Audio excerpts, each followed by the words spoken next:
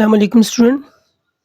आज हमारी माइक्रोबायोलॉजी की क्लास है और आज का जो हमारा टॉपिक है वो है virus. Virus is the Latin word meaning poison. Virus एक लातीनी ज़बान का लफ्ज़ है जिसका मतलब होता है पॉइज़न यानी ज़हर। Virus are obligate intracellular parasite which mean that they replicate only inside a living host cell। Virus एक obligate intracellular parasite है यानी ये किसी भी सेल के अंदर लिविंग की बॉडी के अंदर अपनी तादाद बढ़ाता है रेप्लिकेशन के through. Virus are non cellular infection agent consist of either DNA और आरएनए। वायरस एक नॉन सेलुलर है, इसका कंप्लीट सेल इसके पास नहीं होता, लेकिन इसके पास डीएनए और आरएनए होता है।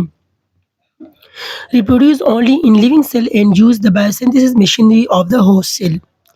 किसी भी लिविंग की बॉडी में जाके उसके सेल के अंदर उसको अपने कंट्रोल में ले लेता है और उसकी मदद से अपने जो उसकी रिक्वायरमेंट होती है डीएनए और आरएनए वो अपना बनाता है ये, जिसको हम विरियन बोलते हैं। विरियन यानी स्मॉल मॉलिक्यूल्स होते हैं वायरस का। उसके बाद सेल और वायरस के अंदर क्या डिफरेंस है? देखो, कोई भी लिविंग का सेल जो होते हैं उसमें सेल मेम्ब्रेन भी पाए जाते हैं, साइटोप्लाज्म भी होते हैं, न्यूक्लियस भी होता है, जबकि वायरस के अंदर ये चीज़ें नहीं होती।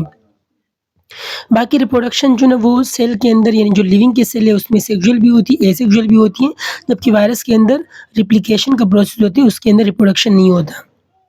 जेनेटिक कोड जो हमारे पास एनिमल सेल के अंदर होते हैं वो डीएनए होता है, वायरस के अंदर डीएनए भी हो सकते हैं, आरएनए भी हो सकते हैं। बाकी जो एनिमल सेल है उसके अंदर ग्रोथ होती है, डेवलपमेंट होती है, नंबर्स बढ़ते हैं मुख्तलिफ, लेकिन वायरस के अंदर नहीं होते हैं। बाकी obtain and use energy obtain करते हैं, यूज़ करते हैं, ये दोनों के अंदर होते हैं। रिस्पॉन्स टू एनवायरनमेंट, ये भी response to environment living cell में होते हैं, वायरस वगैरह में नहीं होता। चेंज ओवर टाइम, आपके पास जो वायरस का सेल है वो टाइम के साथ साथ चेंज होता है और एनिमल का सेल भी चेंज होता है।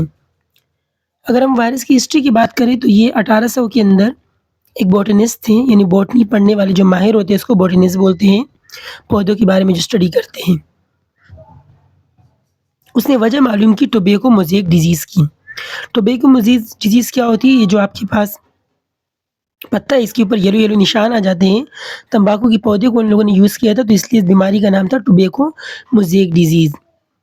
फिर उसके बाद रिसर्च के दौरान 1892 के अंदर एक साइंटिस्ट था डी एवानोस्की, जिसने try to filter the shape of infected tobacco plant. उसने फ़िल्टर किया, उसके जो प्लांट है, पौधा है, उसका शेप बना के उसको फ़िल्टर किया, तो उसमें उसको पार्टिकल नज़र आए, जिसको उसने नाम दिया कि ये वायरस है, और उस वायरस का नाम था टीएमवी, टोबैको मोज़ेक वायरस।